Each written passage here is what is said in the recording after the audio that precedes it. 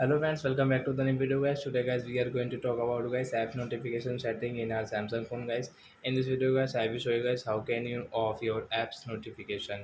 Friends, you want to off guys your app notification in your Samsung phone, so friends you can off it. And guys now let's see how to off guys apps notification like that guys. Google, Chrome, guys, file notification, game notification, Instagram notification, like that, guys. Apps notification, friends. You want to off in your Samsung phone, so friends, you can off. And guys, how to off? I will tell you guys. First of all, guys, open your phone setting, and guys, you can see guys your notification setting. Then guys, tap here, and guys, you can see guys there's more options. So friends, tap here. Friends, you can see your most recent. So first of all guys, tap here and guys click on all apps. So you can see guys your all app list, and guys which notification guys you want to off.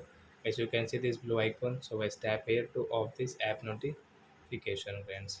So is your net app notification will off guys. Which app guys you want off notification, you can off it. And guys you cannot see guys your Gboard, Gmail and Google notification on your screen when you will off it.